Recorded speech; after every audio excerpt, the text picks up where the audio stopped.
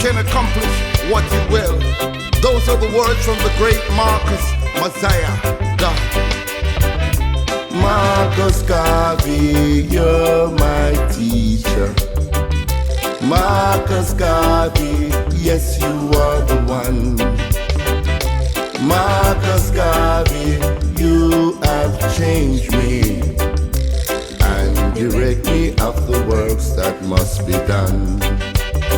You are the prophet sent from God. You are the Moses with the rod. You are the man from Sentence Bay, come to lead our children from going astray. They say you left us on the street, right across the street from the United States Embassy. I'm here with famed attorney at law, Brother Ras Miguel. He's concerned, I am concerned, the world is concerned about what's happening in Ethiopia. As you know, Ethiopia was never colonized and can never be colonized. Brother Miguel, good morning. Greetings and blessings. Brother Miguel is one of the organizers of the event. His voice is there on Best FM, and you can hear him on Bitter Sugar speaking for the rights of the people. How do you feel today, and why are we here using the hashtag No More? Today is the International Day of Human Rights. 10th of December is the International Day of Human Rights, started from 1948. So we didn't just pick a day, pick the International Human Rights Day. That's one aspect of it. The second aspect of it is that we are seeing a deliberate strategy of controlling the narrative of what goes out to mislead the people in the world of what's actually taking place in Ethiopia. So when we say hashtag no more, we're not just talking no more in terms of the bloodshed and the violence, but we're talking in terms of the twisting of the narrative, the falsification of the narrative, of trying to paint up Prime Minister Abiy as a warmonger.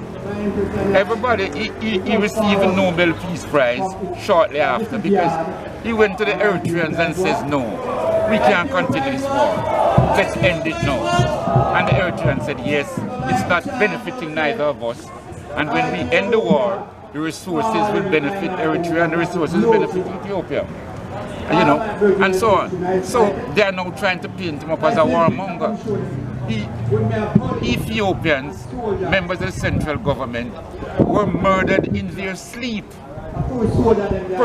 Soldiers were in their pajamas, they were not fighting because the northern army of Ethiopia, because of the war with Eritrea, so they had maintained a force up there. When the war ended, they started withdrawing the troops from that region. But there was still some troops there. And one night, at a place named Mazere, the Tigray People's Liberation Front, the TPLF, which is not representing the majority of Tigrayans, they murdered the soldiers in their sleep, in their pajamas. So Abiy had to move, he had to act. And having acted, having disciplined Mekelle, the capital of Tigray, and so on, he withdrew and unilaterally declared a ceasefire. The Tigrayan TPLF now utilized that opportunity to regroup, not so much to go and confront Abiy, but to go to the adjoining provinces, like the province of Afar, and murdered lots of the elders, lots of the children, and lots of the old women, and raped many of the young girls. And so Abiy now had to go back now into war. And this time, he has chosen to lead his troops in battle. From the front? Definitely. It's an Ethiopian tradition. The emperor doesn't sit and order the people to go out. The emperor leads. Haile Selassie leads. Menelik leads in battle. Johannes, all of these great emperors led their troops, Caleb, all of them led their troops in battle. And Abiy knows that tradition, and he has gone to the front to lead his troops in battle. And they are defeating the Tigrayans. They are going to defeat the Tigrayans. The Tigrayans is just 6% of Ethiopia. You see what I mean? But they are backed now by the Egyptians who want to destroy the dam, the Grand Renaissance Dam. Because the damming of the Nile River will lead now that Ethiopia will be self-sufficient in energy. And if you're self-sufficient in energy, you're talking about full industrialization. And not only will Ethiopia will be industrialized, Ethiopia will be able to export energy to at least 10 other African countries around the area. You know what I mean? And when this is crucial because the great Shikansa Diop, one of the great philosophers and intellectuals of Africa, and Diop told us from before 1960, the day we dam the Nile, the Niger River, the Limpopo River, and these rivers, that is when we are going to industrialize Africa. The difference with damming the water and getting your energy is not like every time we find oil, we invite them to come draw it out. If we find gas, they draw, we invite them to draw it out.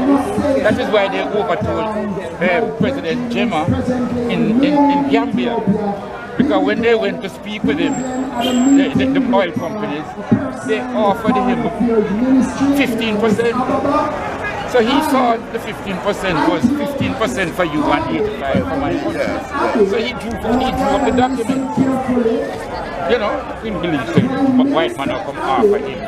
Yes, so they drew the document. When they went to sign the document the next day, now they said, oh, Prime Minister, please remember now. So what? Tear it up. So leave my country within 24 hours. He said, let the oil stay in the ground.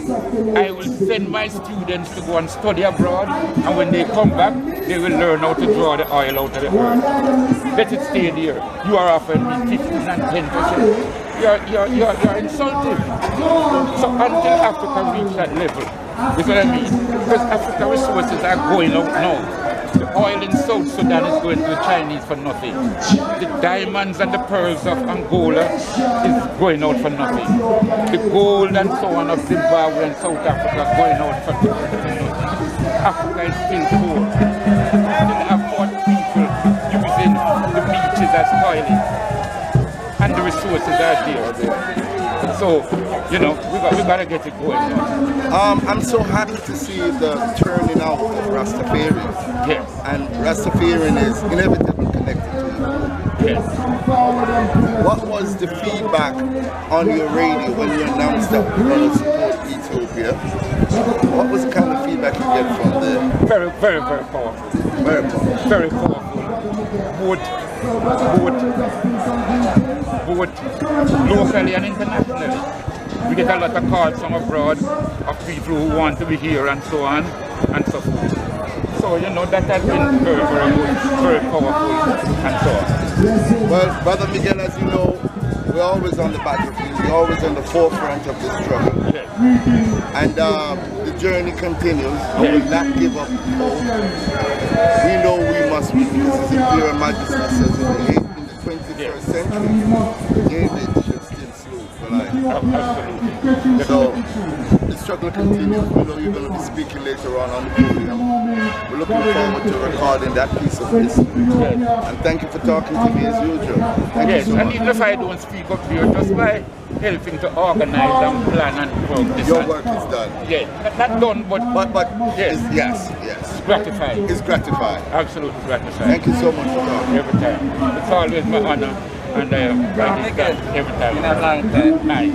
Yes, sir. Whatever. Nice.